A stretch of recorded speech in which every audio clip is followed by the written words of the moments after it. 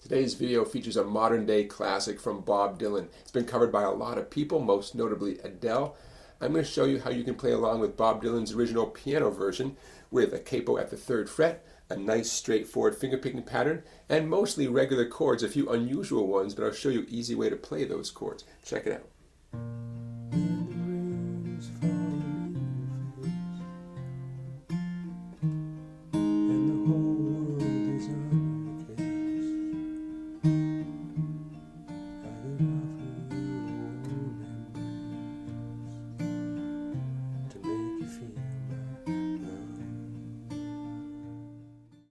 Let's run through the chords that you need for this song. Again, capo at the 3rd fret.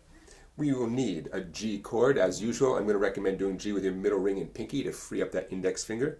You'll need a D major. F major. Now, don't worry about your F major chord. First of all, I'm going to show you how I play it for this song, which is kind of easy. And in the description of this video is a link to a video I made with lots of options and tips and suggestions for getting good at a variety of F chords. So if you have any concerns about F at all, check out the link in the description of this video. The version of F I'm doing, you can see that the tab on the screen there. I'm ignoring the 2 outside strings, the 1st and the 6th strings all together. Index finger, 2nd string, 1st fret, middle finger, 3rd string, 2nd fret, and ring and pinky on the 3rd frets of the 4th and 5th strings. There's my F chord. You'll need C major. You'll need C minor, and we're going to do a cool version of C minor for this song. Notice it's only 2 fingers.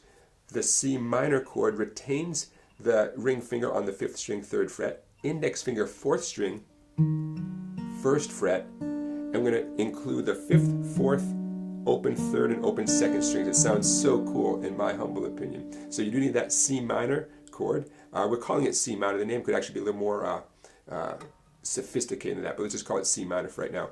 You'll need A7, and you'll need an E flat augmented chord. Dun dun dun. Sounds so mystifying, right? E flat augmented. Check it out. Middle finger, 5th string, 2nd fret. Index finger, 4th string, 1st fret. Open 3rd string, open 2nd string.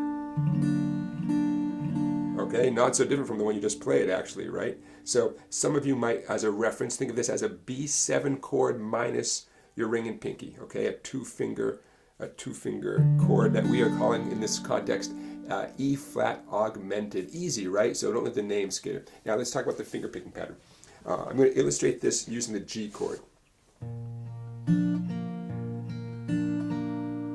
Okay, thumb, 6th string. Index finger plucking up on the 3rd string. That's the G string. Thumb and middle doing a pinch on the 4th and 2nd strings simultaneously, and then one more index finger on the 3rd string. So in slow motion, 6, 3, pinch on 4 and 2, index on 3. Now that's going to be the pattern for the whole song. For most chords, you're going to do that pattern twice per chord. Like that, okay? There are a couple instances when you only play one time through the pattern, just this much, like say on the A7. Just one time through, okay? But for the most part, you're going to be doing 2 times through on each one of the chords throughout the entire song, with just a couple exceptions.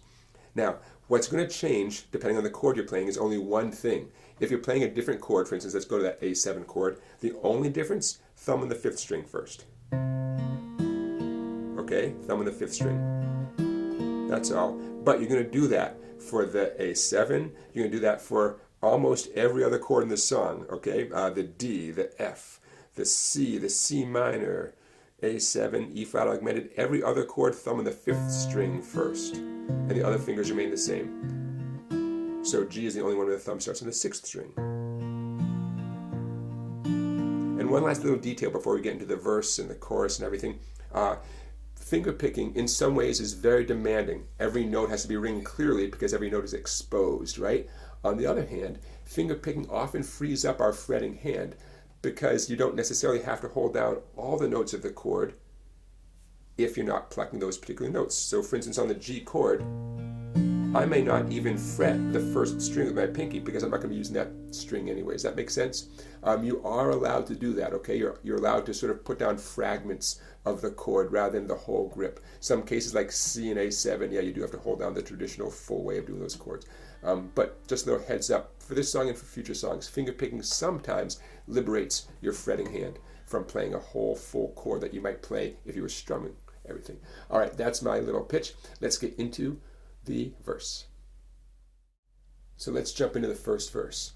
2, 3, 4. When the rain is blowing in your face and the whole world is on your case. C minor, check it out. I'm going to keep my ring finger exactly where it is, don't lift it off.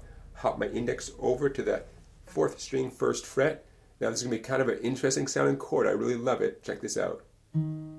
I could offer you a warm embrace to make you, just one time on the A7, D one time, feel my, back to 2 times, love.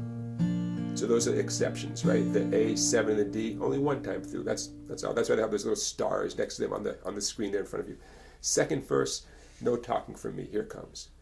When evening shadows and the stars appear. F.